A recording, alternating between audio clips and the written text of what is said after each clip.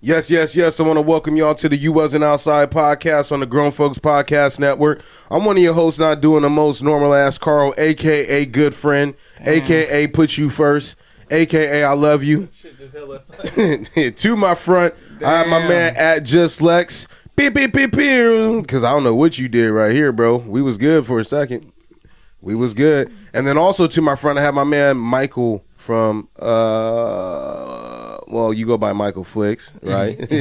So I got my man Michael, a.k.a. Michael Flix. What do people call you though instead, though? Mike or Michael. For real? Just out the gate? They don't say Flix or nothing like that? Well, no, a lot of people actually, true.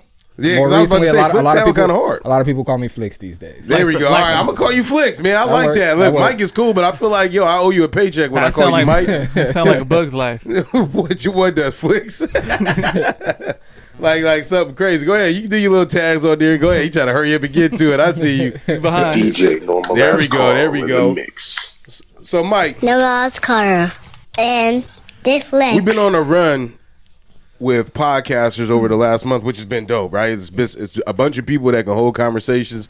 Not saying Lex can't, but it's like, when you come in here with us, at least, we've been doing this for a while and stuff like that. So I don't like the intimidation factor that's of it, right? But what I do like about it, right? I'm not saying that anyone's intimidated, but I'm just saying, like, just being established, right? And we've already been in the game, and you've had some skin in the game for a while, right?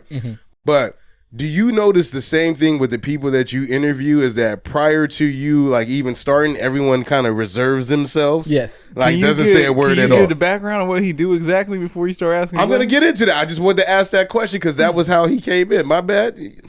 Yeah, for sure. I'll let you lead if you need to, too, man. I'll take a seat. I'll take it back. See, I'll be ready. If I need to, you go ahead and be Tom.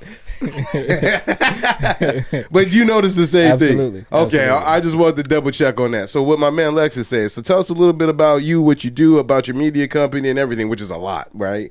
You encompass a lot, and I appreciate that. Let me tell you that off rip before you even get started. But go ahead.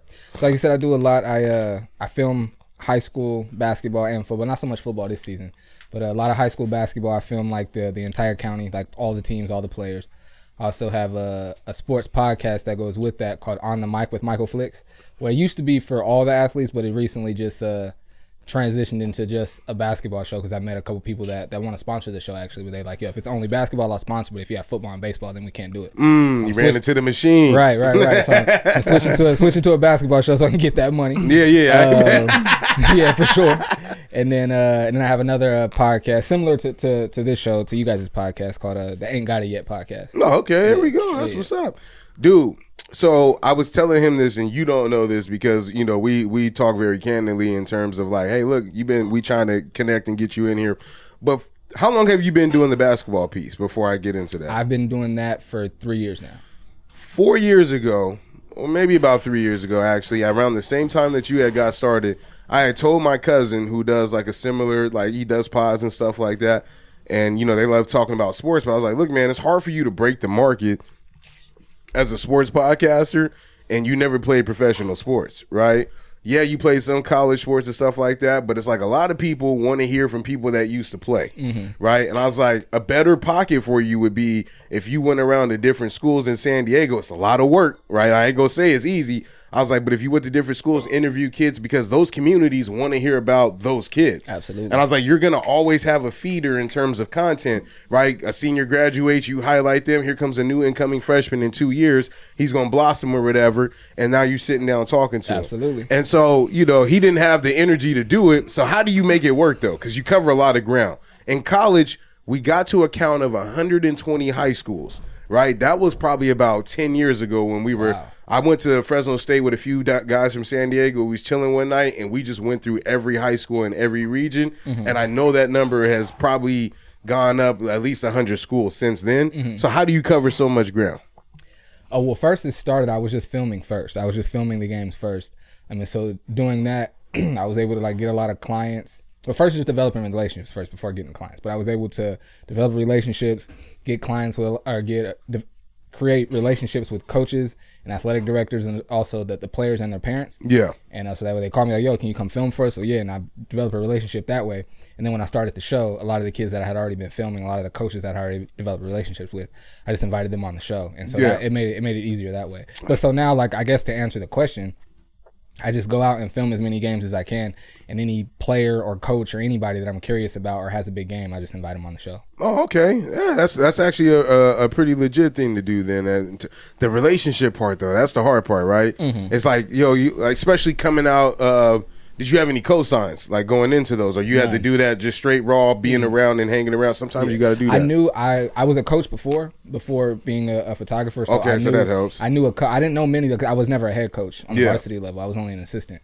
And so I knew a few coaches, and I knew there's a guy here in town named Aaron Bergen, goes by a Full-Time Hoops on Instagram and on Twitter. I've seen the Instagram. He and I have been, he's like the main guy for prep basketball here in San Diego. Yeah. And he and I have been friends since before he like became who he is. Yeah. And so like knowing him, I'd be like, yo, I'm curious about this team. Like, tell me about them. And he could easily tell me about different players and different teams in town. So as far as like, how do you know, like, so you're doing it based off of like kids and coaches that you know met previously, based on you like working those games and stuff like that. Or and also even if I don't know them, if I see they have a big game, I'll just reach out. I feel like you got enough like content, and your name is already in the game where people are probably just starting to tell you yes, like right off the bat too, huh? For sure. So what is it like? Because like now, here's the other thing, right? And this sounds crazy if I put it this way, but you're interviewing kids under 18. So how does that encompass? That shit sounds exhausting. No, but I wanted to see it. Like what's like, because the generations are different, for sure. Right?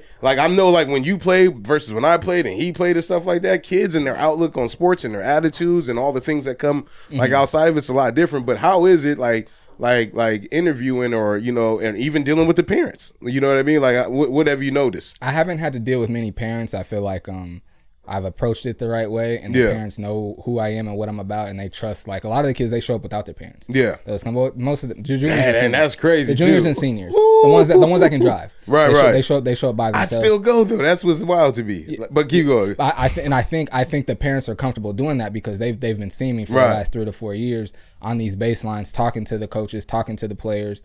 And at this point, the whole basketball community here in town knows who I am. And so at this point, like, I mean, they trust me off top. But if I did something crazy to somebody, they would know exactly where to go to find me. So right. You know what I mean? But it's sometimes a big challenge interviewing kids. Just to open, kids, like getting them to open up. Yeah, because a lot of time kids first they're nervous. It can be like you said, coming in here, it can be an intimidating thing. Right. Like you come in, especially if you're not a podcaster, you come in, you see the cameras, you see the mics, and it's like, whoa. Yeah, you know what exactly. I mean? So kids, they come in, and I'm in a studio. I got 3 cameras in there, 3 big lights. You know what I mean? So right, they come in, on them. Right, and when you see it, like just like when you watch this show on YouTube, like the room looks dope. But then when you get in here and you get in front of these mics, it's like, oh no, I thought it was dope. I didn't have that. I didn't get it dope. I thought it was dope. I didn't. 3 big lights and shit. We just go open this little blind. I really think that's what it is, though. I think they sit down and they're looking at a camera and there's these big lights and they're like, whoa. I think it kind of like it's a little bit intimidating. And then they're under 18 with only so much life experience. They can really only talk about their sport. Right. You know what I mean? Hey, that's a good point. I didn't think about that either. He's right. And does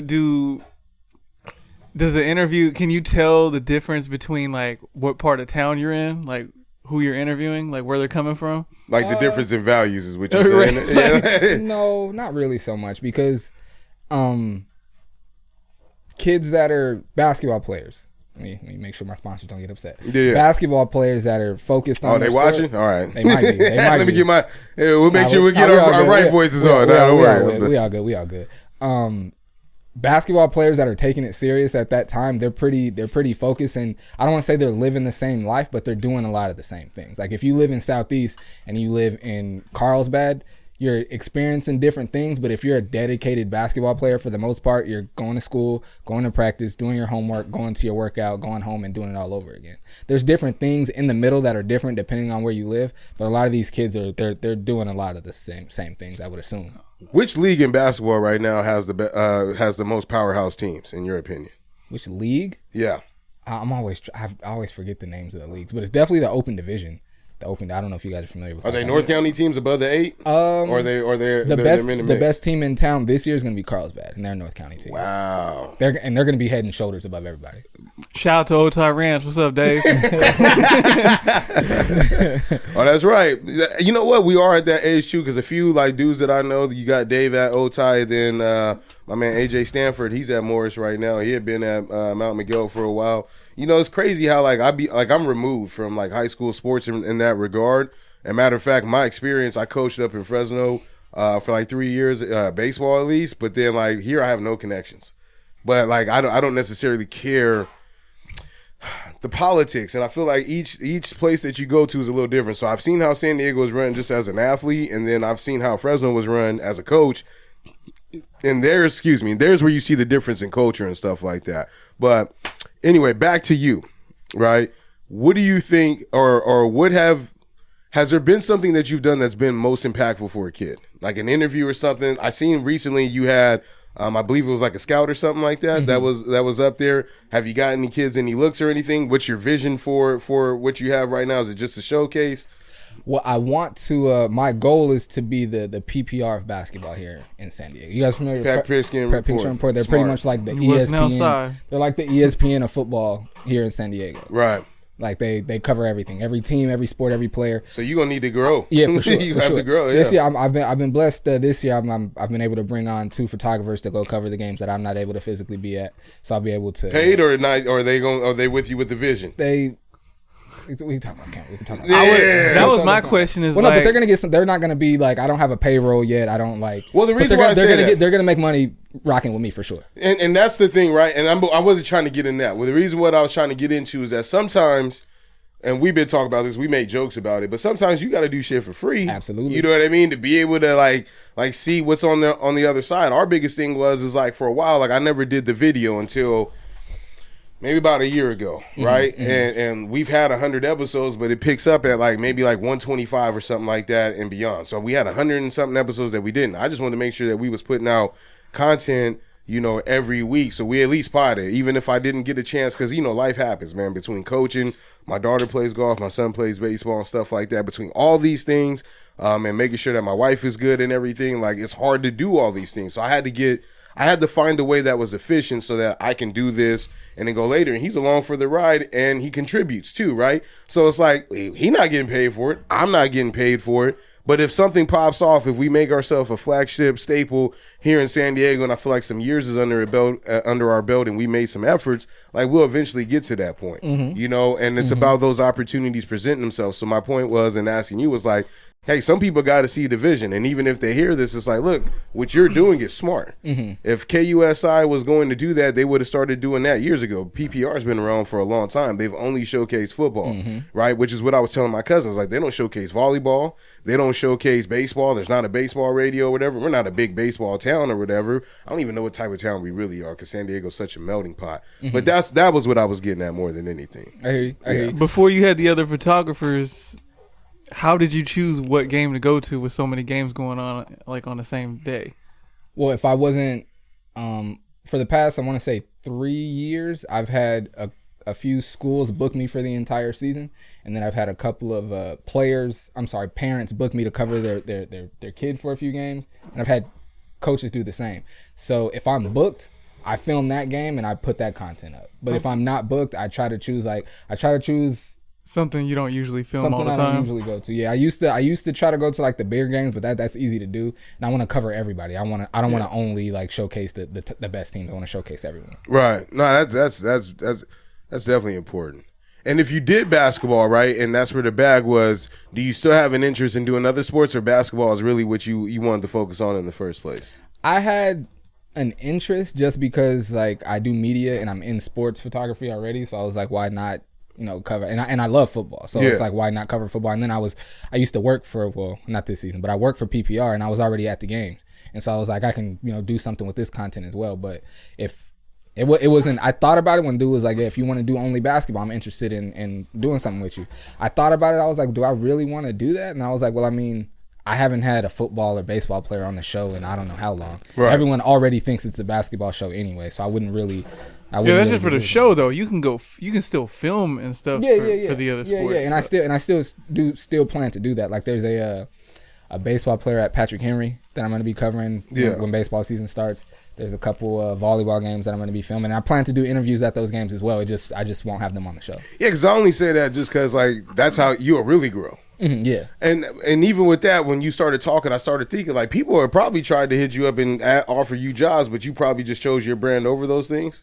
What do you mean? Like I would imagine that on your ascension, even if it hasn't happened yet, at some point someone's going to try to pull you away from what you're doing and say, hey, look, like, for example, let's say if ESPN came knocking on your door, someone was like, hey, we wanted to cover this. Like, would you, or some other local news station, or even if KUSI say, hey, we take you on and say, hey, look, we want to take what you do and bring that, here with us, right? You would be faced with a decision to make, right? Do I continue to build my brand, right? Or do I take on, what these other stations, want me to be within their own brand? Have you been faced with that decision yet? Not or like any opportunity like that. Sort of, but it wasn't really a hard decision to make because there wasn't. And I don't chase money. I mean, I want to put out great content and I want to grow and do things the right way. But it wasn't worth it to go to leave everything that I've been building to go over there and do it for them and not really make much money. It just wasn't worth it. It was like I'd rather keep grinding it out and keep building my thing and I can pass on that. That's some steep competition now that I think about it. You taking on big business.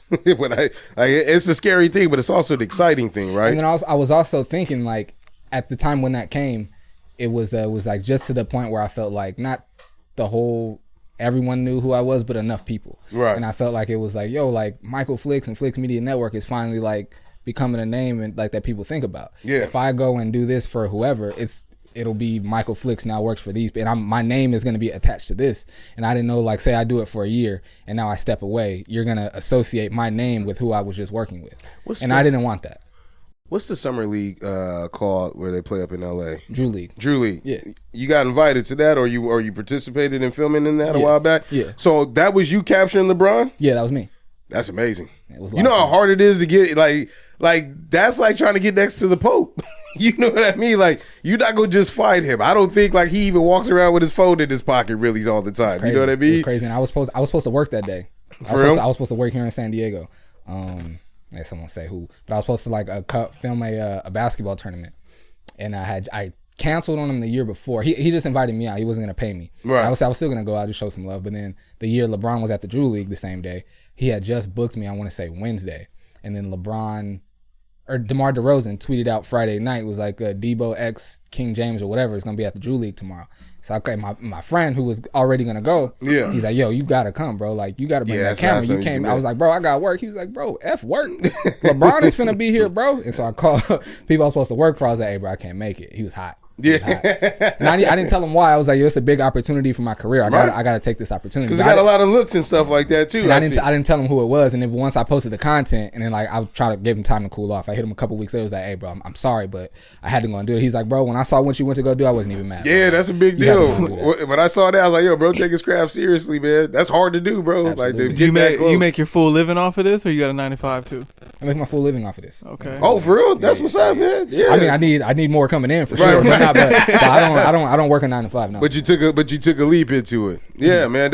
That's where, like, I was asking, I can't remember. We had a stream of him, man, but I was asking him, a lot of the guys that's out here, and it's not hate, it was just, I'm asking questions to gain, understanding. A lot of the guys do interviews out here with people, right? That's what people do with their podcasts. For us, it's like, yeah, we'll do an interview, but you hanging with us too. We still do our normal episode on top of that, right? Mm-hmm. But it's like, because if you run out of people to interview because of the space, and we're all competing to have these things going on, and you try to find somebody that has something that's interesting that's going on, you're in a niche where, like, you couldn't necessarily eat off of that. Like, for us, like, I feel like it'd be hard for us to interview people constantly and try to monetize it. That's just been my MO of terms of, like, thinking for the last 6 years that we've been doing this. It's like, if we were interview based, I'd run out of talent at some point. I would have ran out of talent. I wouldn't know where to go aside from doing multiple things like you did. Like, hey, look, I got to make a sacrifice. Here's a gig I have with you, but I have an opportunity that's going to further my brand with having one, if not the greatest basketball player, one of the most greatest basketball players. I know. That's why I said if not, right? I know. Is rest in peace, Kobe. You know what I mean? I know Wilt did his thing and all those guys too. But I know Wilt did his thing. Hey, there's a bunch of them. They did his thing, man. That's not my time, though. We talk about this time period. But that's it. That's a big look. So, yeah, man. Anything you want to tell us in regards to, like, anything else you got going? I'm really happy about what I'm having a lot of fun doing the Ain't Got It Yet podcast right now. Okay. I'm having a lot of fun doing that. I was actually just telling Mike from Big Umbrella, I just had him on the show. Yes. I was just telling him, I look at my sports show as like my corporate job. Yeah. Oh. I look at it as like my corporate job because I know I got a lot of kids Fun's watching. the passion. Right. Right. I got a lot of kids watching and their parents. I gotta, I don't swear when I'm on that show. I don't drink. I don't have a drink when I'm on that show. On the Ain't Got It Yet podcast, I freely speak how I want to. I drink on that show every episode. So you get a chance to be you. Right. Yeah. And I was telling him, I'm still myself on the sports show, but it's just a cleaned up version. How do you come up with the topics then going up there? Is it whatever your guests come in with? You have something that's The written sports down? No, for the Ain't Got It Yet podcast.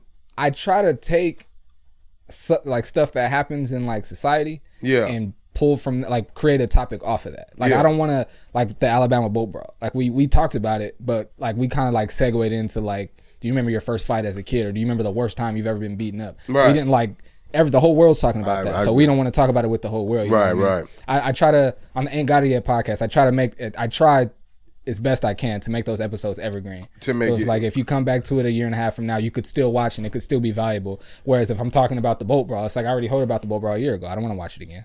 What I appreciate about this era and what you're talking about right now, especially like and also our group of podcasts, is there's a lot of men having conversations about shit that naturally weren't conversations men had. Agreed. Out in the open. You know what I mean? And then even especially, no offense to you, my man, but black men. You know what I mean? Like having those conversations. Now with a man with half black children, obviously it's great for you to be a part of these conversations and stuff too. You know what I mean? I'm being for real. Like just be like looking at it full circle. We talk about relationship stuff. I'm sure you guys probably talk about it. Actually, you did talk about relationship. Actually, one of the clips that I had just saw from you on the Ain't Got It podcast that I really liked was your sport take in regards to, hey, I found out through high school sports or kids playing or me playing sports, like, hey, if you're not good enough, you're going to have to work. Yep. You know what I mean? And if your best ain't good enough, then okay. Right? And that's where I was in a position when I played. Like, I was good enough to play. I played varsity my sophomore year, and then I had some adversity, like, in terms of, like, my junior year and guys coming in and stuff, but my fielding sucked. I was a liability at first base. I ain't gonna lie. But I could hit. So they tried to find a way to keep me in the game. I played at Helix. Okay. Right? Where did you graduate? Helix. I graduated. What year did you graduate? Oh, 08. Okay. Yeah, 08. So I was up there from 04 to 08, full time. And I was also talking to my dad about this recently because we've gotten back into coaching and playing and stuff like that, with the kids at least. But I was like, these kids have a lot of opportunity afforded to them. Like what happened to me was I came home after a varsity practice. The Monte Vista baseball coach worked at Helix in the typing class. Bro got in trouble years later during our time period that we found out for embezzling money out the program. But fire. He said, "Get it how you live." Oh man, out the program, but fire. My school had. I'm thinking this buckshot when you said it too. Go ahead. My school had embezzlement too. For real? Yeah. Oh yeah, it's a normal thing then. Yeah, it's a normal day. That's cool. But he's out now. But I mean, my head basketball coach ended up getting in trouble for dating the students. Oh yeah, that's us. We were notorious for that. We had about 8 incidents. Yeah. At Helix. Yeah, over like a 10, 12 year span, we were in the news a lot, bro. Sheesh. Band teachers, math teachers. Yep. Soccer coach got it. I actually had it not. Well, it's a different situation, but I had a kid. One of my friends was cool with a kid that got a teacher pregnant at my high school. Got a teacher pregnant, bro. You wanted to say it, but don't do it. We'd see him after high school, and like, he thought I didn't know. He's like, "Hey, you remember Miss So and So?" He's like, "Yeah, I had a baby with her, bro." And he was like bragging about it. I seen you on Netflix. Bringing that up in casual conversation is crazy. I was like, "Yeah, I know, bro." He's like, "Yeah, so yeah." I was like, "I know, bro." I know, I've heard. Remember Miss So had a baby with her. Where are you? Was he in the kid's life at least? Mm-hmm. Okay, there we go. The way he said it was like that's what he was trying to do. He was like trying to like share his family with me and stuff, and I was like, cool. Yeah. Cool. It's still awkward for me, man. I still feel like I'm 16 right now. You're not supposed to be doing that. But I had this coach. Long story less long. I said, "Yo, I wanted to transfer." Coach told me, and I won't say anything about it other than this because I never said anything like in the public forum, but I talked to people in quiet about it. He was like, "Yo, if you leave, I guarantee you won't play next year." Remember they had that rule: if you transfer or whatever, and you was on the varsity roster, you got to sit out. Mm-hmm. So I was like, "Yo, if I sit my junior year out, Back then, I was like, yo, I don't know what that's going to mean for my senior year because my sophomore year didn't have a lot of stats on it. I'm just chasing the dream at this point, right? And now kids can transfer openly. As long as your parents can take you, like if I live in these guidelines, if I wanted to take my kids to Eastlake and drive them down there every day or whatever, it's a decision to make. A very tough one because anyone who signs up for that, you're adding immense amount of traffic to your day. I know of a kid that lives in Escondido. Ooh. I don't know if you can He say. lives Can in you say? Escondido, Okay. and he's going to play for a San Diego school. Wow. He's going to make the commute bigger. That south traffic is crazy. You Very. got. I mean, you can ride in the express lane, but as soon as you get near, well, it opens up a little bit once you get by the 163 and shit like that. He should be all right. But wherever they going to work at, good luck to them. But that's to your point. Like, if you would have been able to just pick a school and go, Yeah. he would have been like. He wouldn't be able to tell you that. Like, Nah. You're not going to play, bro. There's 100 schools. I could go play anywhere. Right. And that's the reality for these kids. It's like the open portal for college, exactly. almost like You this. beat me to it. I was Same just about to thing. say it. Yep. Oh, shit. Look like someone's burning. Go ahead. My kid want to go 50 miles away. I'm gonna need to see your phone, your 3-point stance form or something. I'm gonna need it. That's true, too. I'm not about to be just driving up there for you to be like. That's true, too. But you know what? And what you're saying, a lot of parents can't get to that. Right? Like just being honest with themselves about their kids' like performance and stuff. To be real, like I think like in this neighborhood, I would have been like legit. But when you move me over to another side with kids that play little league, travel ball in a whole nother area and the competition's a little better or whatever, it's elite. Yep. Cause like I would play travel ball up in North County. Like my dad would drive me and I remember them drives. We take the 52, 15 or whatever just to go play with those kids. And that was the first 6 months was a learning experience. I was like, yo, these kids is good. Oh, dang, boy. All on the, but that's your mic for life. You take that home with you whenever you quit. You That was crazy. But yeah, man, and that's encompassing everything. High school sports, the politics is just crazy. It's crazy. It's What's your super experience with it? You mean like as a player, just like filming it? Or Yeah, what? everything. Like I didn't really, as a player, I didn't deal with it too much. I started from my football team. I was a backup point guard, so I didn't really, I was good enough to play in football. I wasn't really good enough to play in basketball, and I understood that. Right. But I've seen the politics happen with different players and things like that. But I recognize. Let me choose my words here. I recognize that it's a real thing, but I don't like when people lean on that and say that that's not why they play. Now there's going to be times like it is politics if basically what I'm saying is the coach is going to put the best players on the floor or on the field. Right. You know what I mean? And if he's not putting you out there, it's probably because he's got somebody better at your position. That's what I think about. Go ahead. That's what you would hope for, right? 85% of the time. Right. I just gave an example when Mike was on the show. I played on a team where there was the coach's son played my position and he started and I didn't. And was he good? No, he was good, but he wasn't better than me. Yeah. I mean, everyone knew it. Everyone knew it, and I believe his dad even knew it. But he's like, I'm the coach. Well, nepotism is a different level of politics, yeah, right? but it's politics though. But see, nowadays, at least when I was playing, there wasn't as big of an issue with the parents complaining. So all my friends that are coaches now, they're like, yo, the players, they get it. The parents are the ones that just roll up and be like, my son ain't doing this, my daughter ain't doing this. It's like, well, they trash. It ruins the kids too. His name is Gary Gelfman from Collegiate Recruiting Consulting that I just had on the show. Yeah. He told me a story about a kid here in San Diego who was supposed to be a Division II starting point guard coming out his senior year. I won't say his school or his name or anything, but all the scouts, all the coaches that had seen him play, like, yo, he's a Division II star. He can start. He's not Division I. Yeah. He could start point guard at Division II. His dad had it made up in his mind that he was a Division I point guard. You're D1, you're D1, you're D1, to the point where the kid believed it and ignored all his Division II looks and went JUCO instead of going to the D2. And we just seen him over the summer. He's like, yeah, I don't even like that school. I might not even go back. So his college career might be over. He gonna be on the new season of Last Chance after 1 year of U. JUCO when he should have been a D2 player. He about to hit up our man Justin and play overseas. Last Chance U does basketball now.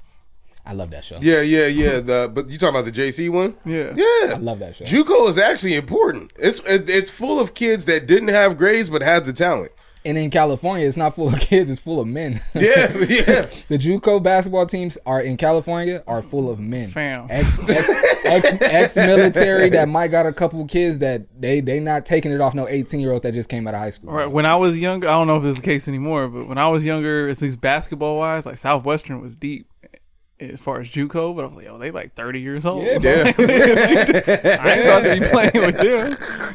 He throwing real elbows. I ain't never seen a real grown. My bad. I ain't never seen grown man elbow before. And especially with the portal now. Yeah, that's what, bro. I think one of these college football teams got a 31-year-old quarterback. I can't remember which one, but I mean, it's not the first time. I think Oregon had one maybe about 12 years ago. I just seen a kicker. He said he was married, 29 with 3 kids. Yeah, see, but you know who that else was? That was that's crazy how we get all this bio stuff. That was Derek Carr too. He was married when we was in college with the daughter already. But bro was like 23, 24 at the That's a time. little different. That's a Yeah, little different. but just being a family man, Yeah, bro. for In sure. college, I ain't For never sure. seen no family man before. You know, my dad and like my Right, uncle. right. But I ain't never seen no other grown man in school with me with a whole And family. think about the mentality that comes with that, though. I'm 23. I got a kid to feed and, Right. and a wife to take care of. And you out here. So you gonna catch this elbow. Yeah, 'Cause you know what I'm saying? I gotta get You know what there. I'm saying? If it's me or you, it's really gonna be me, bro. And you add to it, they whole family members. I mean, his brother was like playing for the Texans and shit like that. Like it was Brad. Oh, Like he okay, was gonna give you that work. And sometimes what I notice is in like sport, like high school sports, collegiate sports, is like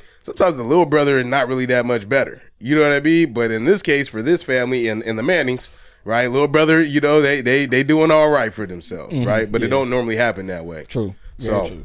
Yeah, you got any questions? Or you good? We go straight in there. Anything else you want to get off real quick before we jump into the episode? Do you feel like we represented you in a great way? Yeah, for All right, sure. you got to ask that You in want to throw some shade 2023. at the coach's son who Nah, I ain't started gonna do over that. here? Look, I know not to touch that. Even now, look, I talk about the politics that I hated, but I still abide by the rules. I ain't gonna put my man under fire like I that. appreciate you. That's fam. crazy. You didn't either. You didn't either. We all are suckers in that regard. Yeah, man. You don't mess with the bag. Hit my head I class. was always worried. always Them tell- kids being like 16, 17, yeah, they focused and shit, but they might come up and just give it up. Like depending on what else they was doing. Nah, I don't like think I feel like if I was 16 and I came in and had a big game, yeah, I'm talking basketball, but I'm like, where the hoes at? Hold up.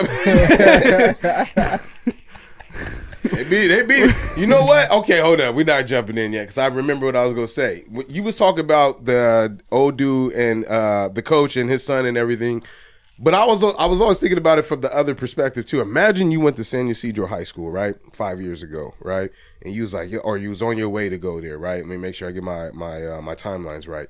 But you're on your way to go there. And then you find out, like, oh, Mikey Williams is going to San Ysidro, right? And then he moves over to, like, the East Coast or whatever. And you're a kid on that East Coast team, or was it Virginia or something like that, Carolina or whatever.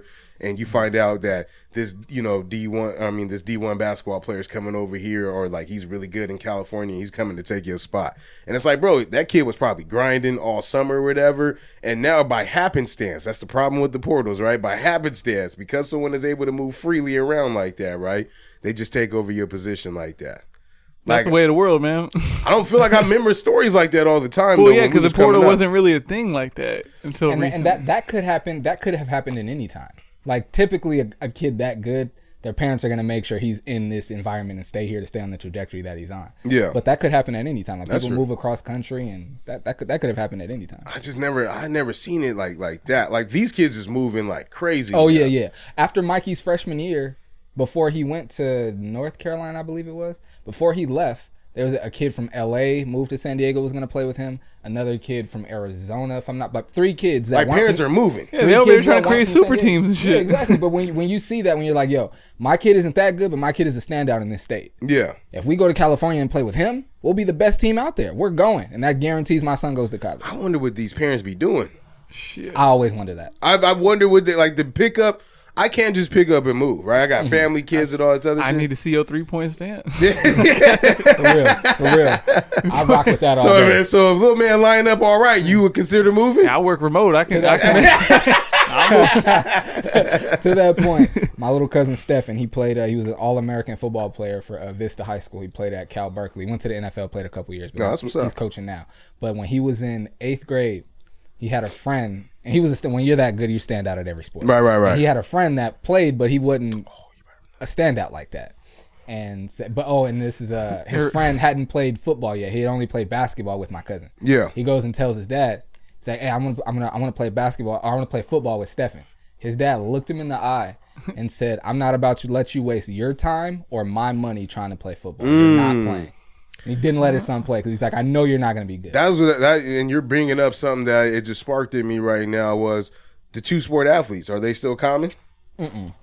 It's gone? Not common. Yeah, because they no. train year round for It everything. still happens, But see, but it's not Dion common. and those guys, Bo Jackson, they was firing both sports. You know but what I mean? that's not the thing now, because everybody is so competitive and everybody's way more athletic these days that they getting coaches that they getting like personal trainers at like 7-8 years old, and they just rock with it all year long.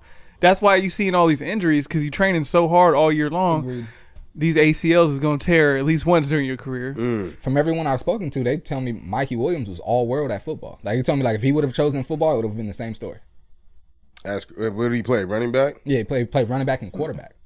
He looks like he's built like a running back. Yeah, I've seen the first time I seen him play, I was like, this kid looks like a running back. Yeah. Like Sure enough, they're like, you never seen him play Pop Warner? I'm like, no. They were like, yeah, he was that guy. That's crazy. And I come from there where like kids will go play basketball or whatever, roll into baseball, and then play football, and all those sports don't. I mean, some of them run into together or whatever, or they run into each other. My bad, they run into each other. But I mean, I remember seeing kids play multiple sports and stuff. Back then, and I graduated high school in 2006. Back then, you didn't like focus in on your sport until like 8th grade, freshman year is when you were like trying to, and even still, a lot of people still play multiple sports in high school. Right. But back then, if you were like a standout in one thing and it was clear, around 8th grade, 9th grade is when you started to lock in and cut all the other sports out. And that's where I felt like all of them are like intertwined, right? 4 years ago, I wanted to go see a head golf pro in Miami or whatever. I was just trying to search to figure my game out because I was like, man, I'm at the brink right now where I'll either quit or stop investing money into this all the time. So it's like, and I want to eventually play in tournaments and stuff. It's just life keeps happening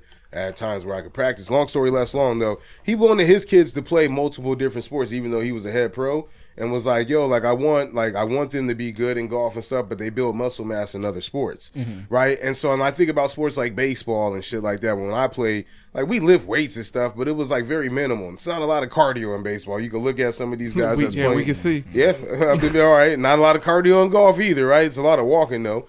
If you choose to, I choose to walk.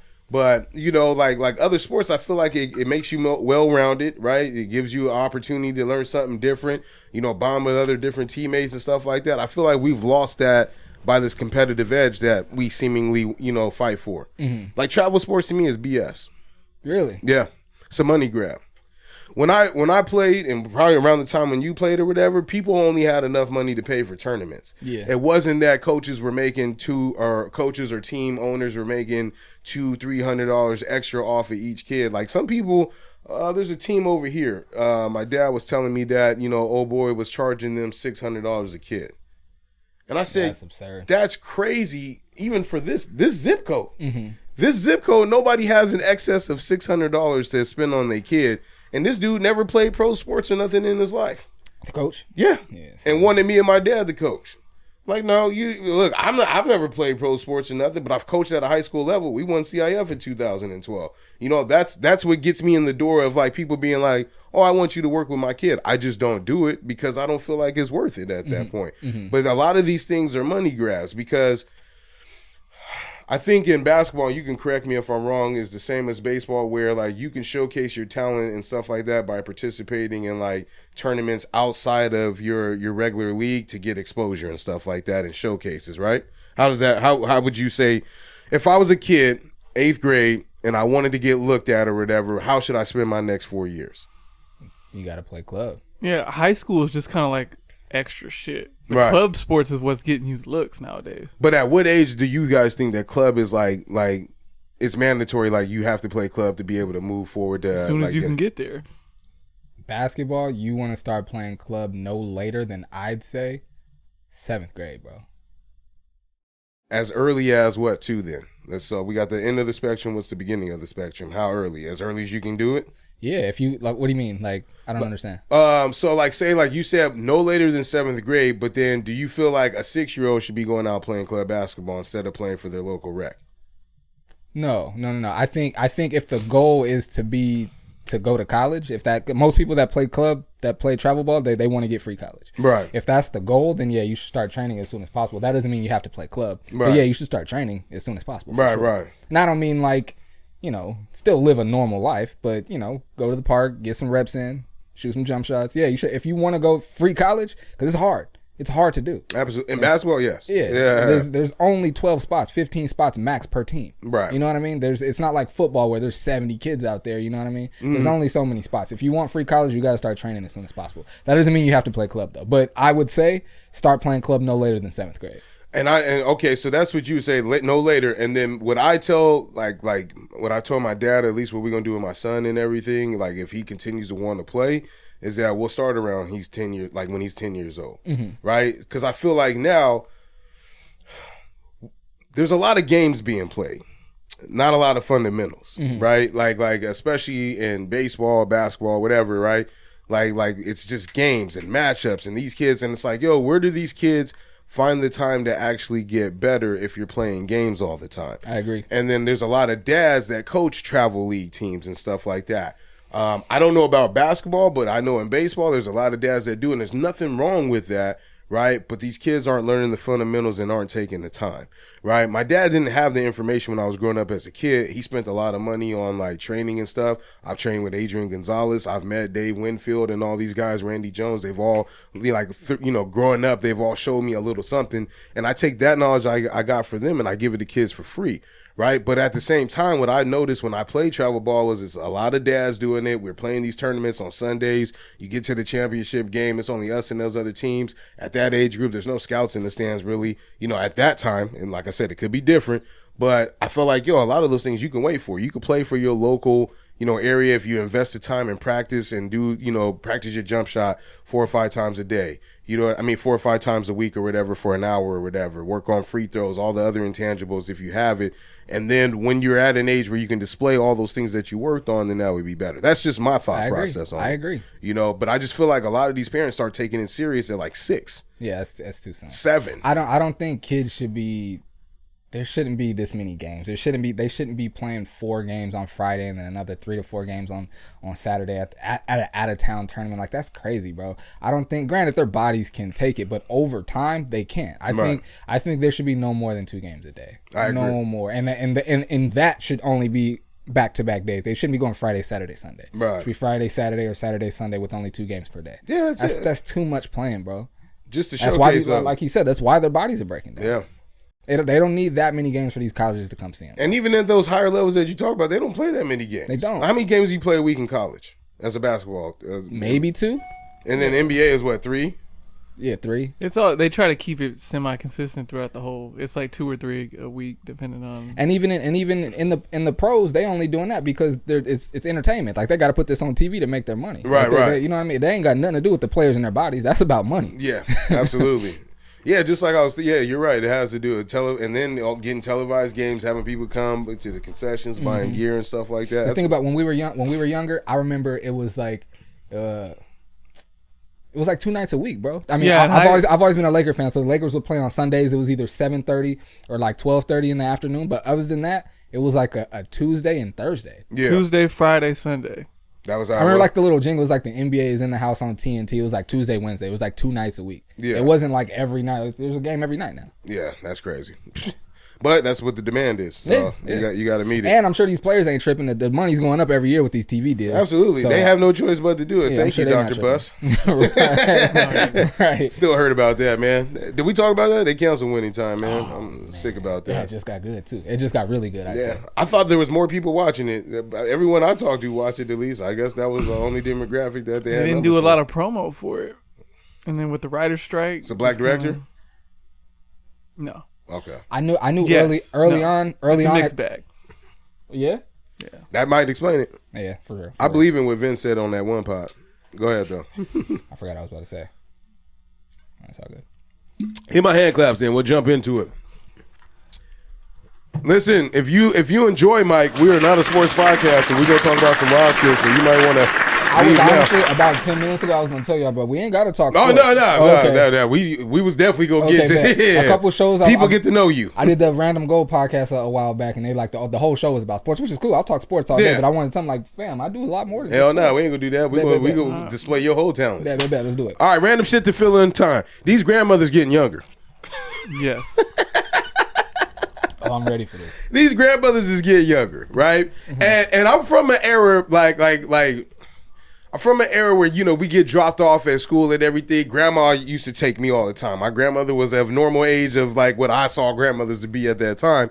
But they did a story on, and I know we said we was going to get away from it, but Bijan Robinson and like, you know, his family and everything. And they showed his grandmother. I was like, you know what?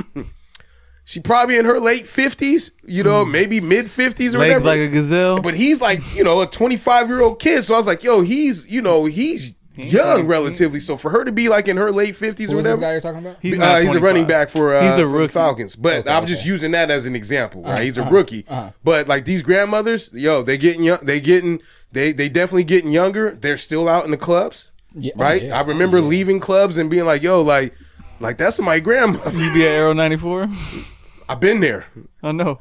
Did I tell you about that? Yeah. Yeah, it's a wild experience in there. So You said 94 Arrow? yeah, 94. You been you been in there? Yeah, I've been in there. I feel like it's a rite of passage as a young man to go in there one time. My first time going in there was fairly recently. Oh, for Fairly real? recently. Okay, I was already in You're my still 30s. young though. Yeah. Go in there and I get was your shine on. I was already in my 30s. I was thinking like, man, and I'm seeing like people younger than me in there. Like, and I'm like, fam, you should not be in here at 21. I think they found the bag though. Yeah, they found the bag. I'm trying to get taken care of. Yeah. Hey, because the ecosystem in there is crazy though. You got the sugar mamas trying to chase the Navy checks, right?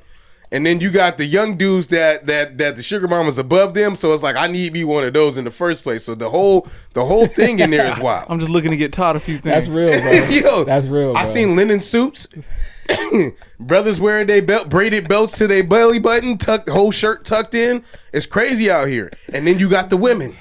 Look, my wife laughed at me the other night, but I said, yo, there's nothing worse than an older woman that know what she doing. They get a hold of a young dude. Oh, man. Like some of the game that they run on you that you're not prepared for. Yo, at 25, I wasn't prepared for somebody who was That's 10 why years his man older got a than me. kid with the teacher. Hey, real shit. That's a real thing. Yo, they start talking about different things. He's about to be a 33-year-old grandpa. Yeah. So, what's your experience with you know some grandmothers out here still?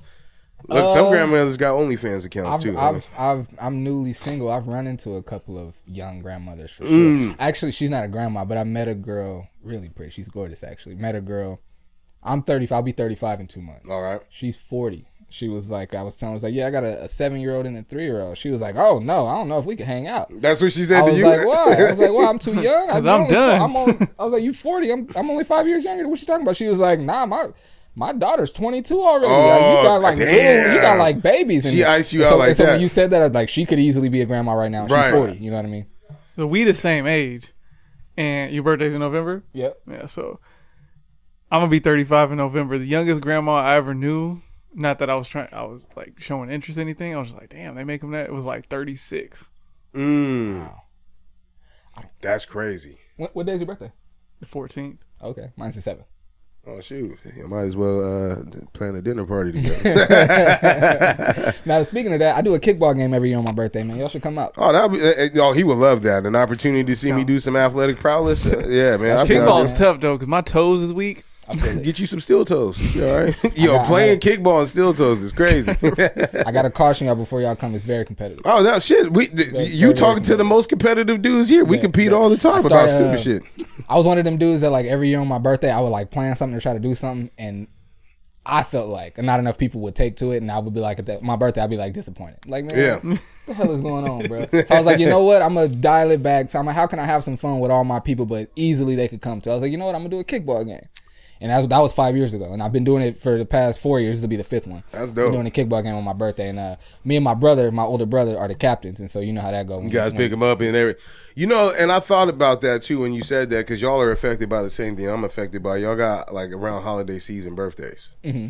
So like you especially do around yours is like right like yeah, but it's not affected the same way yours is. Yeah, I'm December 20th. Because Thanksgiving ain't associated with gifts. But I feel like people like did you traditionally go on breaks around your birthday? But if anything, that kind of helps out because more like you see your peoples more in the holiday season, so it's more of a reason to be like, oh, your birthday. Just for those people that have legitimate friends like that they could count, like Ant, like for example, like when we would go out, his birthday was exactly on Christmas, and like you know when you get older, it's like yo, I'm only spending a few hours here, so like his thing was let's go to the movies.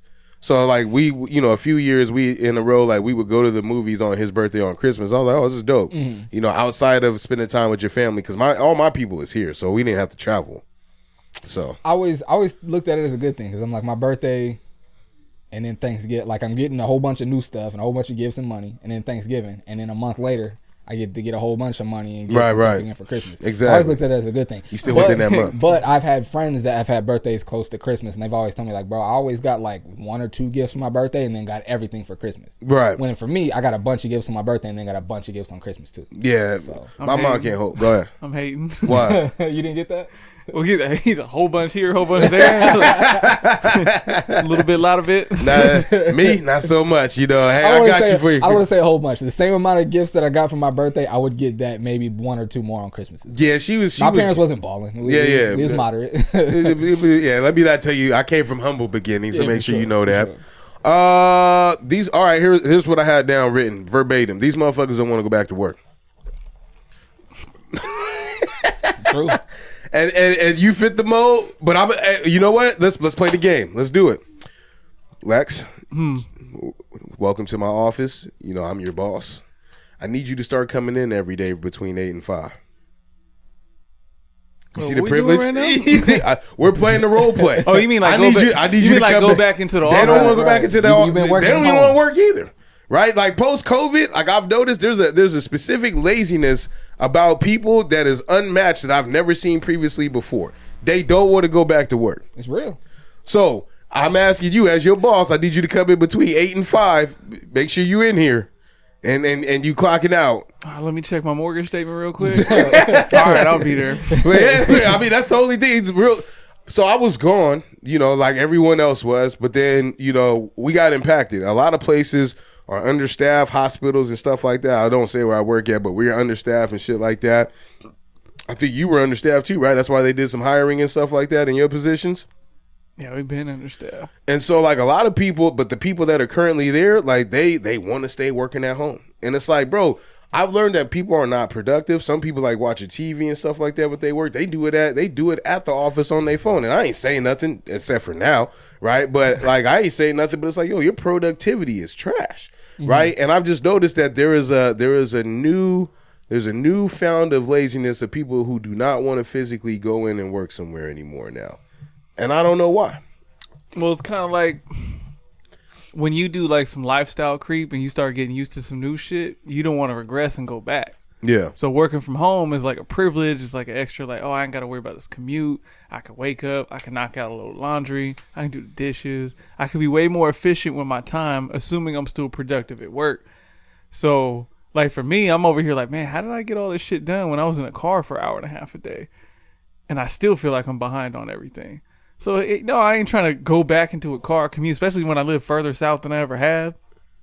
And then track north, like, I ain't about to be doing all that. But at the same time, you got to do what you got to do. Yeah. Yeah. Yeah, my older brother, he told me he worked from home and they started making him go back in the office twice a week. Yeah. And he quit. He was Wow. like, I'm going to find a job. Or he's about to quit. He's like, I'm going to find a job where I can work from home every day. I'm not doing this, bro. How you feel about it? You think he right? Well, he stay in the field. No, I know, but I'm asking somebody. But do you think you're right too? I'll give both of y'all an Hell yeah, opportunity. he right. I mean, I can't do it, but I probably, I'm going to start looking around a little But bit. you're an anomaly, right? You are like even outside of, and maybe this fits the mold with your brother, but outside of like a lot of people, like if you have to complete a task, you're a completist. My brother is too. So okay, so we're talking about two anomalies, right? Because I know a lot of people that don't have that completist attitude. There's like for every one completist, there's probably about 5 or 6 people that just trick their time off. Right. I definitely trick off time. Me too. I definitely do. And that's why I go in. I make it a personal thing because like, well, I'd be all right at home too. But the problem is that the lack of focus, right? I got a whole golf set up, so I'll go outside and hit balls for 30 minutes, right? And then there go 30 minutes waste, and I'm like, well, that's my 15-minute break they would have gave me. And see, me, I've been talking about it, I feel like ad nauseum now, but I've recently found out over the last like 2 years or so that I have ADHD. And all my life, like I used to supervise before and after school programs, and I'd be at my desk like doing my admin work, and I would like walk to the back to go like put my coffee in the microwave. And I walk past my snack area, and I see like, oh, my staff didn't clean up last night. Yeah. So I go over there and start cleaning that up. And then while I'm doing that, while I'm walking back to go get my coffee out the microwave, I'll see something back there and I'll start doing that. And then when I walk back into my classroom, I'll organize the bookshelf. And then by the time I get back to my laptop, cold again. Coffee's cold, and I only got You relate? and I only got 30 minutes to finish 2 hours of work. Yeah. And that was my life every day. Like I would stay tricking off time. Like I'm being productive. I'm doing stuff, but I'm not doing what the main thing that I need to be doing. But I feel like the type of society we live in right now, and I'm not contrasting what you're saying, I'm adding lib to it, is that I feel like what we do for work and like how we work now in modern day society forces people to operate like that. Because right when you said that, I fucking relate. I gotta go to the bathroom. Shit, as soon as I sat down, you know what? I was thirsty as hell. I forgot to go get me something to drink. Let me go downstairs and get something from the machine real quick. Get me something to drink. Get back upstairs. Somebody asked me a question. Get a phone call. Bam. Okay, what was I doing now on this computer? Right? Like the lifestyles that we live now, I feel like force us to like operate in that space. Even the way we consume social media. Right? I'll be watching people scrolling habits. I just look at people scroll. Yep. And it's like, yo, you didn't even read the caption. You just, Yep. know what I mean? Like, I try not to watch something unless like I'm gonna give it my full attention, right? But that's just me. But you know, I grew up. I look at us as hybrids, right? We could easily live in the old society we was in before, and we can easily adapt to how things are now. Ordering food and somebody delivering it to your doorstep, other than like actually going through Pizza Hut, you know, third party apps and stuff like that. You know, whereas my dad, he too far from that. Anybody, you know, maybe 10 years younger than me, they don't understand. Somebody didn't know Lean on Me the other day. That hurt my soul. Somebody what? Didn't know Lean on Me, the movie, but she was 25. And I was like, damn, I get it. Yep. But I was like, yo, I'm now the OG. Like the OG creeps up, you know, post what, 35? You know what I mean? 33. I was like, I'm getting there right now where I start saying shit and references stuff, and they looking at me crazy like, yo, I got a few grays now. I'm washed. It bugs me out when I don't have my phone plugged in the car. I'm listening to 92.5. I'm listening to regular radio. It bugs me out. See what he said? Nobody listened to that but us. Go ahead. Keep going. going. Yeah. But it bugs me out to now hear music from when I was in high school and middle school being sampled now. And granted, a lot of those people were sampling older music, but no, they're sampling the song that I used to dance to. And we're the only ones that appreciate it. The new generation does. And it just makes me feel old, and I'm only 34. I'd be like, dang, bro, like, because I think about my dad, be like, oh, that ain't who made that. I tell you who made that. Like, that ain't the real song. And I feel like that now listening to it. Like, oh, that ain't the real. Like when I first Wild Thoughts. The DJ Khaled version, but then Rihanna, Carlos Santana was the original before. That's what I'm saying. And I remember when I first heard it, I'm like, and it made me mad, honestly, when I'm like, bro, he can't, I don't do this one, but it was a dope song. That's why I do the intros the way I do them. I take it through the journey of that sample. Oh yeah, because you only heard the first track. He progressed so fast. So Okay. I'll do the original sample and I'll see how it evolved over time. That's dope. And because most people don't know. know. Big music guy? Oh yeah. I'm a little bit. Don't do that. Don't do that. Tell him what you do. What do I do? Tell him what you do every year. Every year? The fans know what you do, but he doesn't know what you do. What I do every I was about to say, I'm on a cliff here. you talking My about man, how many albums you listened to this week? this week? Yeah. It was a slower week. Your boy didn't What's drop. slow though? Huh? What's slow? When you say how many albums, you mean like period or like new ones? Bro, listen to music all day. Not Okay. all day. I gotta fit some podcasts in there. But he listens to music all day, and then he puts out a list, right, every year of the albums that he thinks the greatest. His list always contrasts popular culture. The difference which is great. I'm not one of those decisive people that can put like, oh, this is the top 10. So I rank every single album I heard, and it's usually somewhere like in the 70s or 80s. So 80 albums a year, which is a lot. That's a lot. And then So when he say a little bit, don't that's bullshit. That's dope. And I match him, but I do it at the end of the year because he continues to do it. You But don't I'm match changing him, it. you listen to it the week before the end of the year. Like, oh, Some of that shit. Let's be real. Some of that shit I will not. I'm not ever saying listen why to. you do. I'm just saying I'm telling him why I do. I sit with all these albums throughout the year. Absolutely, I can't do that. I got I don't listen to much music at all. I spend my day listening to podcasts. Yeah, that's where I'm at now. But there's people like that, right? Like he does both. I don't know how he does both and watches TV shows. And it's crazy because I play the drums and I play the piano. I got this big music tattoo on my arm. Like I love music, but I hardly ever listen to it anymore. That's crazy. Even the tattoo reference. That's funny. I got some. That's how I know. Same generation. You get some tattoos that meant something, but it's like, yeah, I still like music. I definitely wanted some music, no tattoos. And it's funny. I remember after we were both done playing, but my brother played we played a little bit of JUCO basketball. But after he was done, like his basketball career was over, he was about to get this basketball tattoo.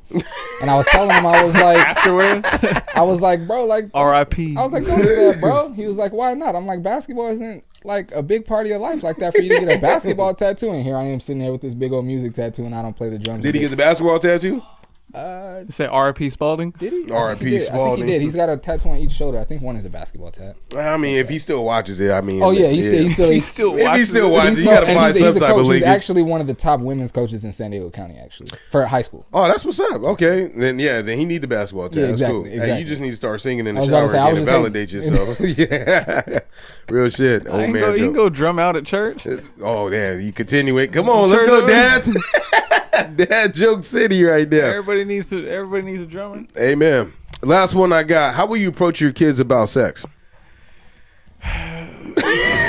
Well, I got a daughter, so like, and I don't know, like, if you got a son, daughter, or I you got 2 kids, 2 boys. 2 boys. Okay, so y'all in the easier bag. not necessarily. I might be a 35-year-old grandpa. I have a feeling G gonna have to come to me first. How are you approaching? Yeah, the earliest that you could become eligible for one, by the time when he's 18, how old would you be? When he's 18, Yeah. I'm gonna be 44, 45. Yeah, you can be. You are in the age of being a gilf. Hell yeah. That's grandpa, not ma. But you can be a gilf. But I mean, the reason why I thought about that was because I was talking to this girl that I think G gonna wait till he's 18 to start fucking is crazy. To be Is honest, that the hope? no, it's not the hope. I'm just saying it's not realistic for most kids, especially boys. Yeah. Because our generation was like, we thought, but I've seen it as I've gotten older. Like, oh, they getting faster and faster, and sure. I was fucking at 15 Yeah. ish. Ish. Nah, bro, when I used to work at a middle school, my supervisor, I was the assistant. My supervisor caught a 8th grade boy and a 6th grade girl having sex behind a dumpster, bro. In middle school. Gotta get it where you live. That's crazy. Younger, bro. To him, it made sense. No, but see, that 2-year difference to us don't mean nothing now, but in that age bracket, you're like, that's fucking crazy. That's crazy. Yeah. That's miles apart. Yeah, 8th grade? For sure. He's about to be a freshman. He's was like about a to year say, from driving. Like, That's yo. statutory rape. Yeah. My bad. I shouldn't have said the R word on the No, it's cool. Don't worry about it. No, we good. I didn't even Look, we flinch. work with him. He being real reserved today. But how would you approach that? So to add to what he's saying, many 6-year-olds have seen pornography. Pornography, a report says. Oh, my child hasn't. Well, as a teenager from this specific city, if you put a phone in the child's hands, you are putting porn in the child's hand also. Yeah. Don't do it unless you're ready to speak to him about pornography. So, like, the internet is a wild place. It's the wild, wild west. I don't think I brought this up on the show, but we were randomly scrolling YouTube, and sometimes if it's not my account, I'll go to the search button to see what's saved just to see if I'm gonna judge you or not. Right. So I was searching for something, and I seen all these saves. And I was like, what the fuck? Saves. Like, whatever you search on YouTube, if you go to the search button, it'll have like a save Oh, button. you're like talking that. about like the history section. Yeah, the history section, right? And I'm looking at Saving it. I thought you meant like they. Like, I'm gonna oh, say yeah, this yeah, for no, later. no, no. Like, there you Yeah, go. just wrong. Because I'm anticipating something Right. wild already. So go ahead. So I'm looking at the search history. I'm like, yo, what the? So I'm like, man, these fucking algorithms is nuts. And she right there, and she's like, click on that shit. I'm like, oh man, I know it wasn't me. And it's YouTube, right? I ain't going to YouTube for this shit. I click on it, and we started looking. We're like, yo, what the fuck is G doing? And it was just like some wild, weird, like random, like low budget movie scenes of like making out and like this. And I'm like, what the he's fuck? starting What at the kind of shit elementary is he shit. on right now? Nah, man. Yeah. Oh man. Oh man, it's definitely that conversation's gonna happen sooner than I anticipated because I can already tell my 3-year-old likes girls already. For him, Like clearly, he fully likes girls already. his son too. G And does like it's girls. funny. He like older women that ain't going. That's true. The girls that He like be on my wife. the girls that like him in his age He bracket. be older. The girls that like him in his age bracket, he be just dusting them off. I'm like, they gonna want you more now. Yeah, G. They gonna want you more. It's sick. So look, my 3-year-old, he only has an older brother, and he's used to like playing out and interacting with all like his male, his male cousins. And so when we go to the park, and little girls come around, he doesn't just say friend, he says girlfriends. Right, he's trying to be technical. So we're at the park, and my sons are hanging out with these other little boys that are at the park. One little girl is there, but they're not really interacting with her so much. These other 2 moms come with only little girls. There's like maybe like 4 or 5 little girls start running up. My 3-year-old goes, "Dad, more girlfriends are coming." That's right. And the one lady that was already sitting there, she just snapped her head, looked at me so quick. And I was like, let's just say friends, buddy. Let's just say friends. Hey, so look, I'm that dad, right? Hey, Dad, more girlfriends is coming. Here come my daughter marching down, trying to play in the sand, and his son over here talking about, yeah, we got 3 of them, right? Right? Like that's just sickening, bro. Like to be on the other end of that. And I've ran into, even as a kid, like some extra aggressive women or like experienced girls at my age. And it's like, yo, you got this information from somewhere. Oh, yeah. Right? Like, so broaching that conversation with them, like, to me, is like, it's going to be difficult. I don't even know where to start, at least for her. With him, you know, my son is my stepson, right? But so in reference to that, but with him, he's got his dad and me to talk about those things with, right? And my situation with my daughter, between her and mom, it looked like it's going to be on me just by myself. And I don't know how I'm going to deal with that. Because her values are a little bit different from mine. Well, I think that's good of her to like let that be you, because it should be you. If you're raising a boy, it should be you. Like, mom can only give you so much game, and half the time it's like, you don't know what you're talking about anyway. You don't know what the fuck's going through his head. Right. But I do. That's why, hey, just make sure she wine you and dine you. Do you think, because you said you were recently split up, right? Do you think that your partner would hold you down in that conversation? Or you guys have different viewpoints on it? Nah, she'll hold me down. We're on the same page. That works. A lot of things. That helps. For sure, yeah. But as far as like how I'd approach it, you gotta just drill home respect. That was what my dad did. And like, it was the only woman in my house was my mom. And I watched my dad give her the utmost respect, never disrespect her, never call her out her name, never nothing. Like, I've never even seen my parents argue before, honestly. Oh, that's crazy. You know what I mean? So like, I'm sure, again, when I tell that to people, I'm sure they just never did it in front of me and my brothers. Right. You sound a little more well prepared than I am. So my dad just drilled home, just treat her like a princess. She's a queen. She's a princess. Treat her as such. And so I'm gonna have that same approach. Oh yeah. So I like what you said then, because in the reverse then, because like the other day I was like, look, man, I was like, I'm gonna start. I take my daughter places. Like, you gonna go in places where like, yo, there's good food and all this. Don't let no dude take you to BJ's. Right. You can't. You know what I mean? Like, you're not going to no can't. fucking BJ's. We eat real food here, right? We don't do all that. Keep going. Go ahead. I mean, see, you can give her game as a man, like, hey, this is what they think and this and that. But like, when it comes to that part of the talk, like, only mom can really tell her some shit like that. That's real. And then like, I can agree with that. I'm pretty sure I said this on the show before. Like, I didn't really get no talk until it was too late, and it wasn't really a talk. It was her trying to throw shade at me, where she found the condom wrapper and then tried to show me up in front of my auntie who was at the house, and she had the shit on the counter, like, look what I found in your room. And I turned around, I was like, at least you know I'm safe, and then I kept it pushing. Right. Wow. let it go. Wait a minute. What I'm interested in, how'd you approach him about the pornography on the YouTube? Well, it wasn't really pornography. It was just hella weird for a 7-year-old. Like makeout scene? Yeah, the makeout scene, my bad. But that, like, I think she handled that before. I was like, yo, I was supposed to be here. But I don't even know. Because he has this level, other than like trying to approach like grown women. Like, he has this, he still has that innocence where like girls can still be his friend. He's not thinking about stuff like that yet. Right. It's more the girls are thinking about him. And because he don't really pay it no mind, I should be like, all right. You just got to monitor it. I seen him though. He be like, hey, Miss Adele. He be Well, yeah, with the older women, he really give it up. He said right there. Tell me when you quit playing around with that man. I'm right here. I got you. I got some juice boxes in the fridge if you want some. Got these Capri Suns on deck. Yeah, you know, I'm living my best life. All right, man. Hit my hand class, man. Zoom through it. That's why I just like saying shit like that. We ain't zooming. I'm going to read this short one first. Read them a week. Can I run to the bathroom real quick? Yeah. Matter of fact, then I'm going to do fun facts instead, because I'm going to make sure we get his input straight down on the left-hand side. Fun facts.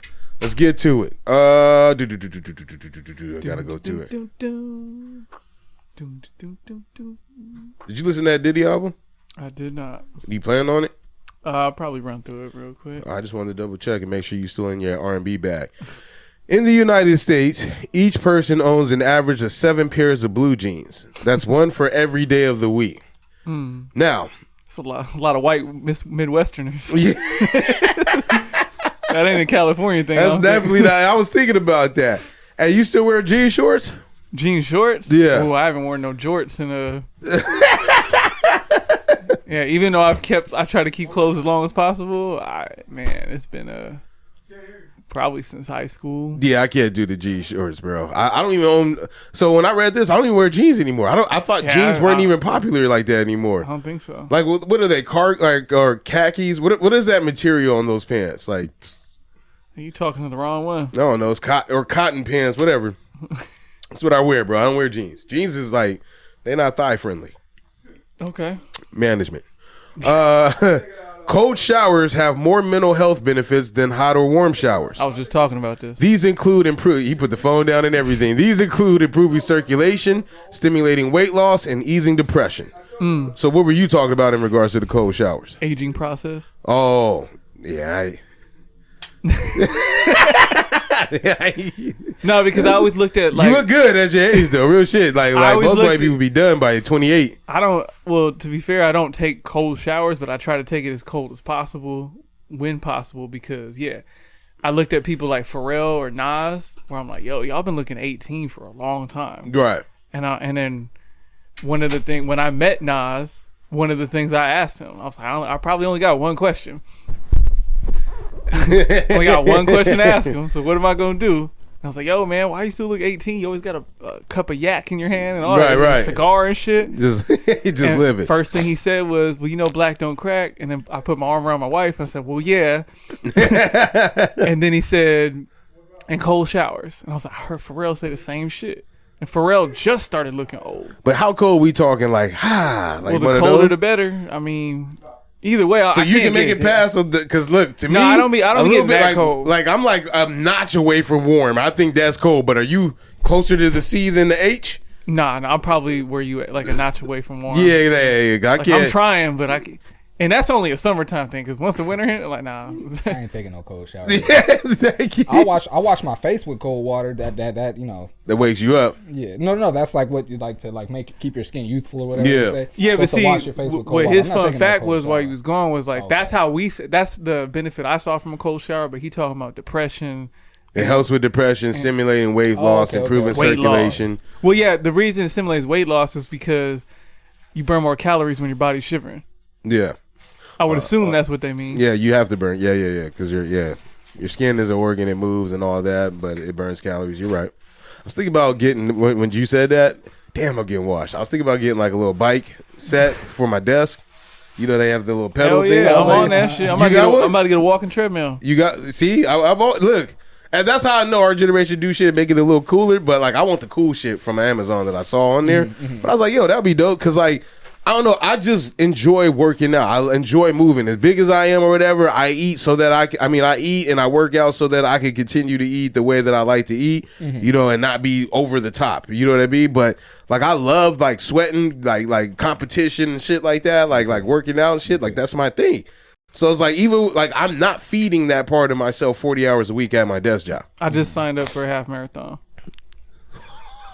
Come on, man. Get the hand claps, dog. I'm proud of you. I don't clap the hands yet. Bro, we've been asking him to do this for years, man. And he just snuck that in here right now. Here's the thing, too, right? Because, since I got I usually, I walk every day. But I usually, if I'm going to jog, I do it in the morning. But for the whole year, I've had this morning meeting where I'm like, I ain't been jogging. I'm just doing strictly walking.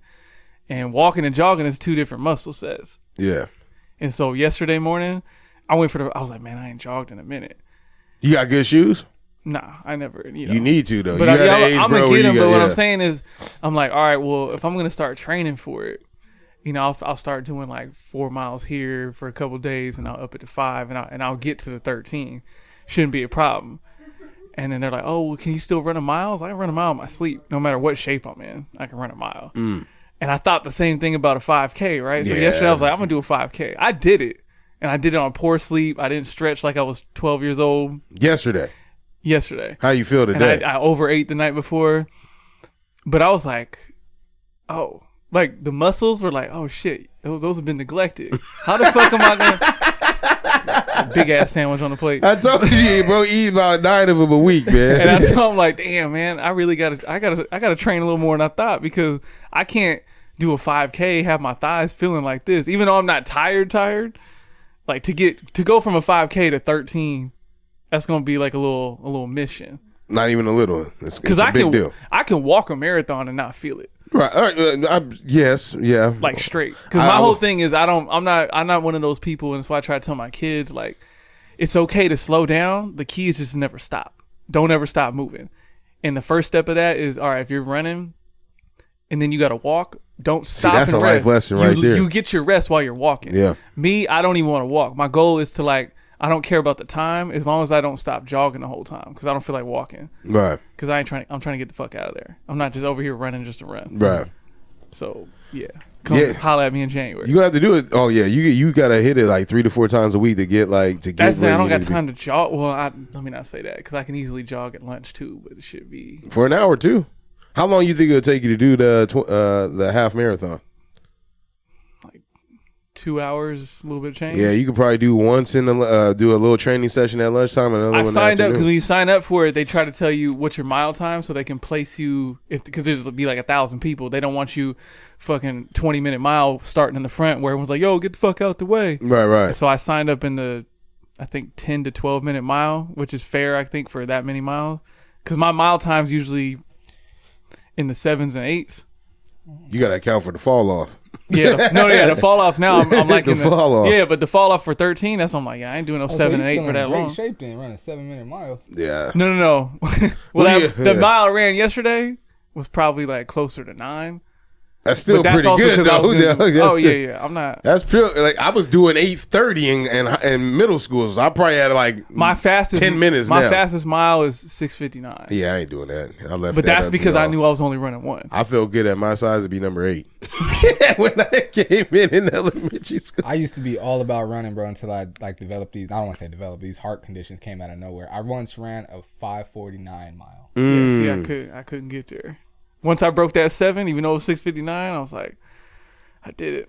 But I never did it again. I ran a 6:59 in 6th grade, and told my uncle went to a distance runner, Division I. I went and told him about it, and he was like, "Oh yeah, that's good," but it was still, he said it like, You can do better. Yeah. I was like, "Whoa, wait, what?" 6:59 is a big deal. This dude ran a mile in 3:57. Oh, that's 3:57. That's a Kenyan, right? That's who's gonna be up there in Carlsbad when I'm fucking. Like, he was serious about them records. But I also got bad feet, and I do got shin splints, so I just be running. It's all a mental thing for me. I just be running through it. Yeah, That's what I'm telling you. Get you some insoles, dog, because I can only imagine don't 2 my weeks shin from now. splints, man. They gonna start screaming at me 10 miles in. Oh, KT tape too. They didn't have that back then. that shit worked. I'm telling you. Maybe. Why you look at my knee? It worked. Trust me. And the steroid Show up injection. in Iverson sleeve. My man, I do that in solidation with my man that actually plays on tour. Does it anyway? In Alabama, it's illegal to participate in shooting, hunting, gaming, card playing, or racing on Sundays. The fine ranges from $10 to $100. It's Lord's Day. There probably ain't no Chick-fil-A's over there too. No. Alabama's not a place. Look, there's a few southern states that I don't care to recognize and like ever go visit. Alabama being one of them. Arkansas is another one. I know I've had family that originates from there, but my point is that y'all fled from there for a reason. Ain't no reason for me to go back. I'm with you. And now Florida may be on that list again. Like for me. Florida ain't never left my list. Yeah, I don't ever care to go back to Miami. I don't care to go like to Tampa Bay or any of those places ever again. Maybe Disney World for my kids, but like Disneyland up the street. But man. Florida is just a weird place, bro, that I just can't go back to, man. Too much could easily go wrong too quick. Yeah, like it's even the black people are different. That's what I'm saying. Right? Yeah. Like it's just different. The Cubans is different. Matter of fact, they are the white people out there, right? The Cubans are. I remember saying that previously before, but it's just different. I was like, look, I'm okay. Nothing against anyone from Florida or Florida listeners or nothing like that. I don't want no smoke. He does. Lex does. I'll point. Like Lexington Steel wants to smoke, but that ain't for me. So and shit like this, illegal gaming. They gonna Google Lexington Steel and get rude They awakening. get real rude. They awake. They definitely gonna be awake. It's the man that don't fuck with us, Somebody, but he fuck with everything else. Yeah. I was gonna be in impossible territory, but let me get out of here. Let me get out of there. Of the 9,000 Blockbuster stores that existed in the early 1990s, at least 10 of them are open across the U.S. 7 of those are in Alaska. I imagine poor Wi-Fi. This got to be an old stat because we went. They got a whole documentary about the last Blockbuster on Earth. You sure? Yeah, maybe. And it's in Maine. What about the one in Alaska? Those ones are all closed now. For real? Yeah. No, the one that's operating is in Maine, and that one might. You sure they're not? I'll check the Alaska stat, but well, for my shows to watch, that's one of them. There's a whole documentary on it. All right, we'll wait on that one then. Yeah, and then I saw one in Portland, but it looked like a museum, and it wasn't like a full on Blockbuster. It was like a storefront that it was like.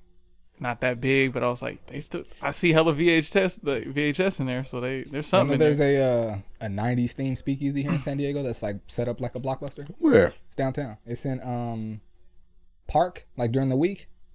Park as in the club? Yeah, the club. During the week, certain days and certain times, it's a 90s themed speakeasy that's like set up like a Blockbuster. I never knew that. I haven't been. I've just been seeing it online. I plan to go pretty soon, though. I wonder if my man's is really good at that. I went to a speakeasy with him maybe about 6 months ago, and it's up in Kearny Mesa area. It's like a Japanese style bar. Oh, okay. Like, and it's weird because like the bartender is the DJ. I guess that's the culture over there. Mm-hmm. And then like even the space and like how they do things and like the food menu. Like, bro, they put seaweed inside of peanuts. And shit was amazing.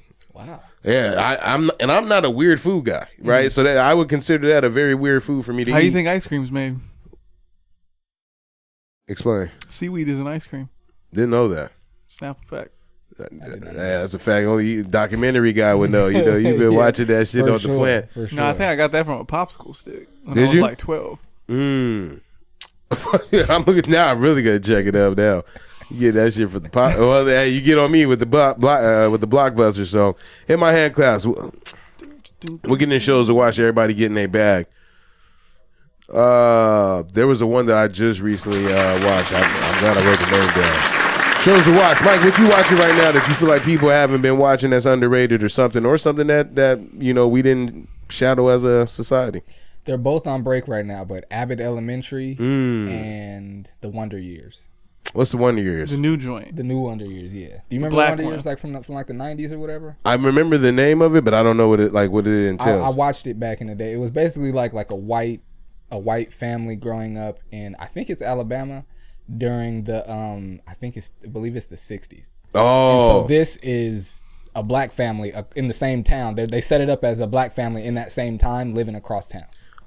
Oh, I gotta watch that. And you say you never watched the first one? No. It was like a voiceover, like a guy, like a grown man, like looking at his childhood, talking about what's going on. Like Chris Rock. Yeah. And like Don Chris Cheadle Rock. is the voiceover guy for this one. It's Yeah. dope. It's dope. It's really dope. I'm gonna have to check that out. And then Abbott Elementary is like it's shot in like similar to The Office.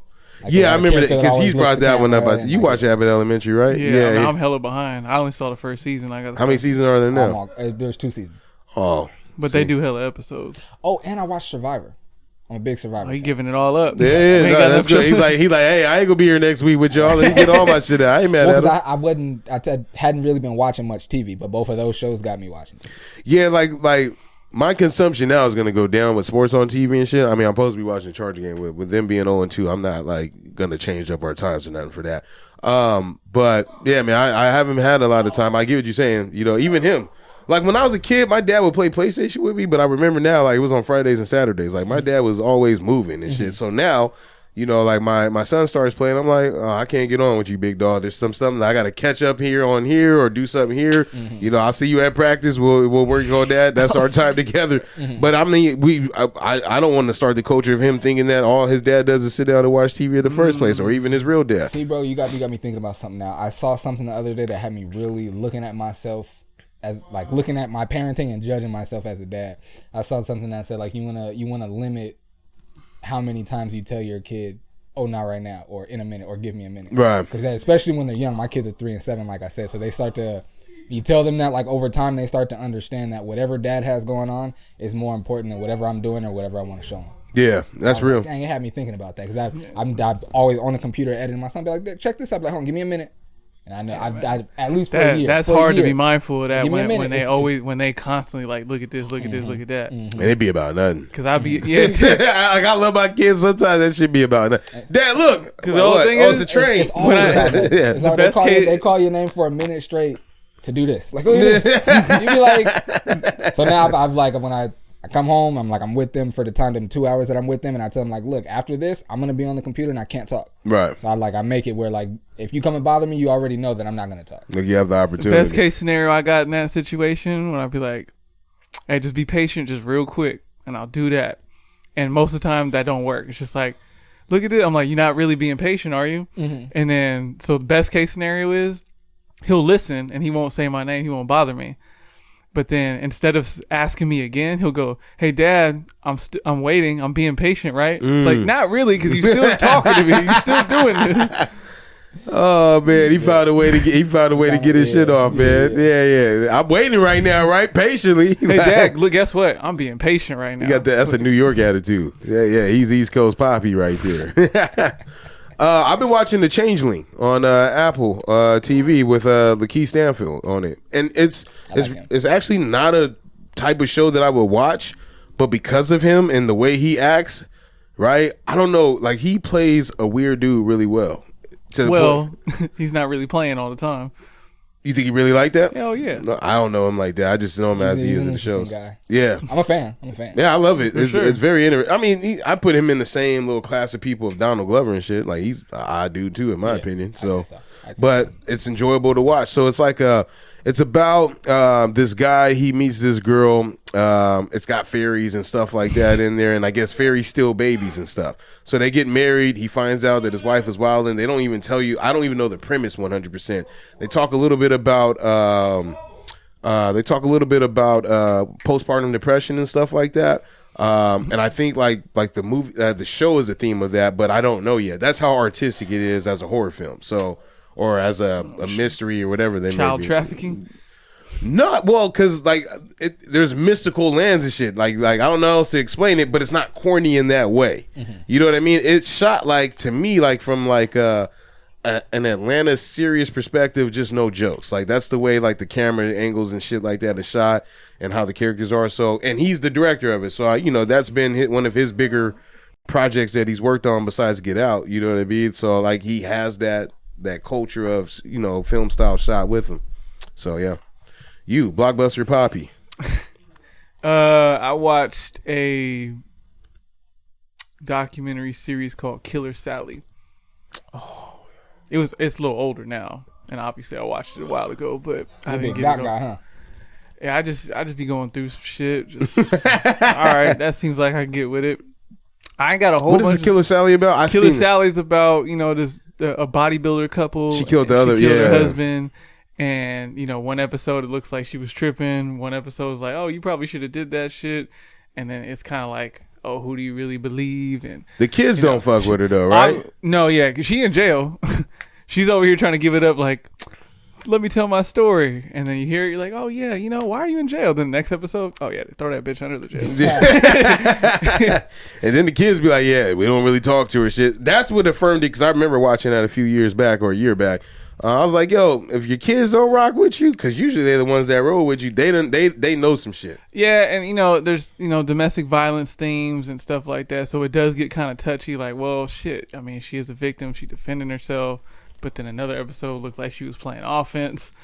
And then, you always kind of... The evidence of, like, the death, right?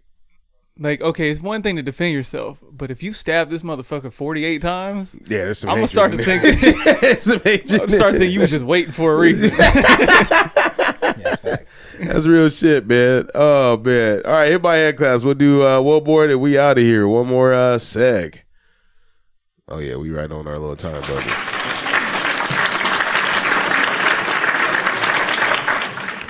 All right. My son is a freshman, and his dad is telling me he wants to go to homecoming but it is from 6 p.m. to 10 p.m. on my Saturday. I get him Friday night through Sunday night. I only see him 4 days a month right now, and he only sees his brother on the weekends because my ex took my older son away from me to go live with him when he wasn't doing good in school with me. So I told his dad no and said it isn't fair for me or his brother to allow him to go, and I can't drive him there because it's an hour each way. So it would be 4 hours of for me drive, or be 4 hours of driving for me.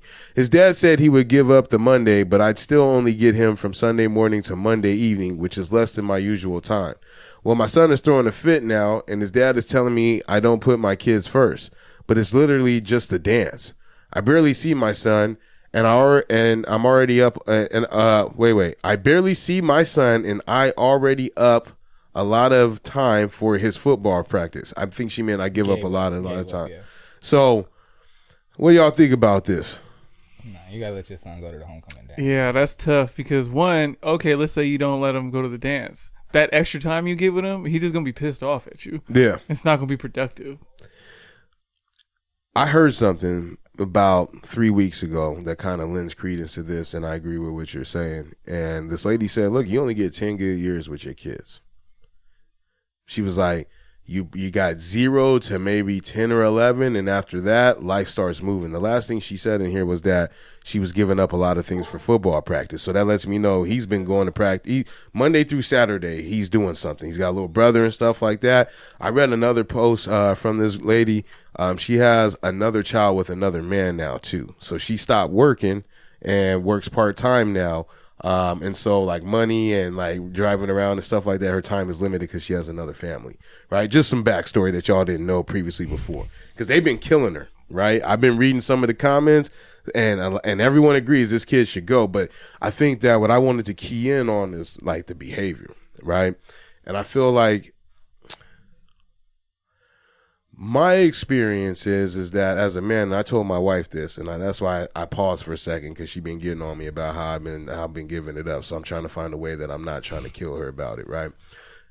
0 to 5, that was her bag, right? Like, and I'd probably say 4, right? I guessed that it was going to be 0 to 5, but it's about 4, right? And that, like, you know, there's certain things that she offers that I'm not able to do, right?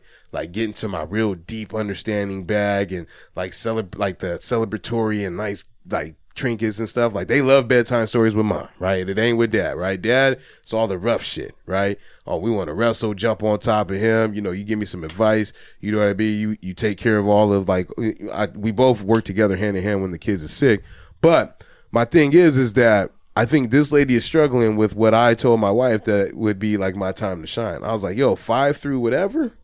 Like, it's going to be a lot of sports. It's going to be a lot of activities running around and stuff like that. And some of these sports I have a little bit of knowledge on, and you're going to be playing catch up, you know, as they continue to go on and play and stuff. And so I feel like this lady has a hard time connecting with her son, especially now since her and her ex are no longer together. Right. So she's missing out on that time that she, you know, would have had with them had she had them full time. That's a hard thing as a parent. Right. Mm-hmm. Especially if you have, you know, you have kids splitting in 2 different households. You're no longer full time anymore. Right. And so I think she's having a hard time grasping with that. But you don't want to build resentment out of this young man because you're not allowing him to do some of the things that normal kids do his age. Respectfully, I think she's being selfish. Yeah. And I don't think she even realizes it. She's not looking at it like she doesn't think she's being selfish because she's saying, I want to spend time with you. How am I being selfish if all I want to do is spend time with you? But you're being selfish because you want to spend the time the way you want to spend it when he has this event going on. You're trying to take away a childhood memory that he's trying to create. And she's not that's not her intent. No, that's not her intent, and she don't see it that way. So you got to be fair, but what you're doing is being selfish. What I would suggest is she help him get ready. Use that or do it, like whatever belt, whatever shoes, get all the stuff that if you can afford it, respectfully, get all the stuff that he wants and use that time to help him get ready. Like, oh, let me help you with the tie. Like, or like, I'm sure the girl's gonna want to get ready with her mom, but like, have her come over, get ready. Y'all get ready over here and like make an event of it. Or fuck it. Help contribute. Take the hour drive. That's time in the car. I felt like that was something she wasn't gonna get out of anyway. She's gonna have to drop him off if it's her Saturday. She's gonna do that, but. Like, nah. It's about the kid. What the kid now, if he's trying to do something outside of you on all your weekends, then I get that. It's like, bro, I get what if you're supposed to saying. be with me every second and fourth Saturday, and every second and fourth Saturday you going to the movies, going to the skating ring, going to the mall, hanging out with your friends, and you never see me, that's different. But even still with homecoming, That's a weird. Yeah, I was about to say that's a weird line to draw with homecoming versus you allowing him to go to the movies and stuff like that. I would understand her stance a little bit more if that was the reality. I'd still say she's being selfish, but it's sort of more understandable if that's the reality. Let me give you some key information y'all didn't know about then. On the other one, so what they used to do is they used to rotate, alternate kids every other week, right? So that they get they all get the experience, mom and dad, right? They would alternate and stuff like that. And then the oldest, the one that we're talking about right now, his football practices were every day. She didn't like giving that up every day. Right now, she does have a newborn, right, and everything, but she just didn't like sitting out there and going to the practices. So now he lives with dad full time, or damn near full time, and he goes sees mom on the weekend. Instead of them doing every other week 50-50, she only gets weekends because she doesn't want to participate in this football stuff. But that's a sacrifice you got to make if you want to spend more time with your kid. You made that choice, man. This is the problem I have with new parents. Like my son got into he didn't get into an altercation. The kid slapped him, right? And because we yell at him at the house, like, don't put your hands on nobody, I think that has trickled into, school. My stance on that is defend yourself, but you need to tell somebody that it happened also. And how you defend yourself in the era that we live in now, it goes past defense at some point. Yeah. Right? So and it's hard. That's a lot for a 6-year-old to try to figure it out. 48 stabs. So I'm okay with him taking the slap, right? Now, I don't feel good about that because now at the end of the day, it's like, yo, I want to whoop whoever that kid's dad's ass is right now, right? His dad said the same. He got charged up. I said, well, you don't even need me for this. He's gonna probably take it to a level I ain't never did. He said, I'll take him to school, right? Because I found out later, right? But I feel like the mom, she says, for the kid, we find out that this happened 3 days before, and his dad had just had surgery on his foot and everything, so he missed the text message, and for some reason they didn't text my wife, right? So we find out 3 days later. So the mom's retort was, well, he doesn't act like this at home. I said, that's kind of crazy that you're saying that, but the teacher's telling you that he's been picking on multiple kids. So either he's getting picked on and then he's having an outlet here at school, or he's picking on people in the house and you're just trying to save him right now. Either way, it's a poor excuse for something's going on in your house, right? And the mom was like, well, I just want to trade him classes. And it's like, yo, you want to trade classes but not address your behavior or address his behavior, right? And that's what my problem is with some of these new parents is that, you shoot your kid bail, but you shoot them also in the foot from learning valuable life experiences. Like, they gonna fuck up. It's all right. But like, what's up with this? That's just my viewpoint on it. Yeah, I be going through the same shit. I'm like, G don't. If there's ever an incident, I know these motherfuckers ain't about to lie to me and say G started it because he ain't built like that. Right. And the same thing, he want to be Martin Luther King and shit. And I'm like, no, defend yourself. And I promise you, because I can't promise what school gonna do, you will not be in trouble at home. And that's what should matter to you. And he get confused, or he don't want to do it, or he think they playing like, oh, we just playing rough. Like, a slap is crazy. Yeah.